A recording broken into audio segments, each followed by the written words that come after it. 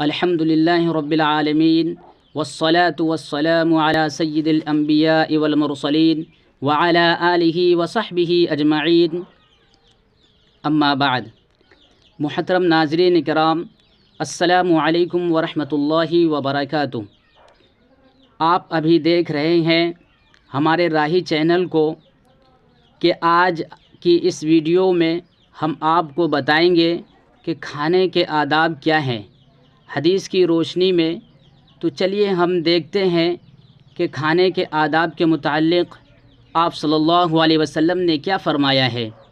آپ صلی اللہ علیہ وسلم کا ارشاد ہے کہ سرکار دو عالم صلی اللہ علیہ وسلم نے ارشاد فرمایا کہ کھانا بسم اللہ پڑھ کر کھایا کرو اور داہنے ہاتھ سے کھایا کرو اور اپنے پاس سے کھانا کھایا کرو، یعنی برتن کا جو کنارہ تجھ سے قریب ہے اسی جگہ سے لے، برتن کے درمیان میں یا دوسرے کی طرف ہاتھ نہ چلائے۔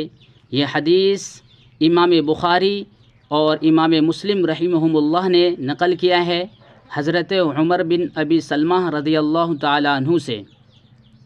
ایک اور حدیث میں ہے کہ کھانے کے درمیان میں برکت اترتی ہے، اور ایک حدیث میں ہے کہ جس کھانے پر بسم اللہ نہ پڑھی جائے اس کو شیطان اپنے لیے حلال کر لیتا ہے۔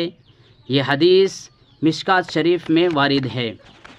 اس کا مطلب یہ ہے کہ بسم اللہ کے ساتھ کھانے شروع نہ کرنے سے اس کھانے میں شیطان کو شریک ہونے کا موقع مل جاتا ہے، اور اگر بسم اللہ پڑھ دی جائے تو وہ نہیں کھا سکتا۔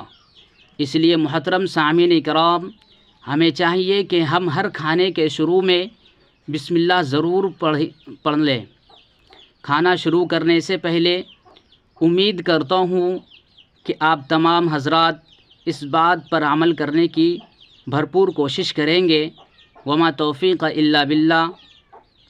اگر آپ چاہتے ہیں کہ ہماری اس طرح کی ویڈیو آپ تک پہنچتی رہے تو آپ ہمارے راہی چینل کو سبسکرائب کریں اور بیل آئیکن بٹن کو دبائیں اور شیئر کریں۔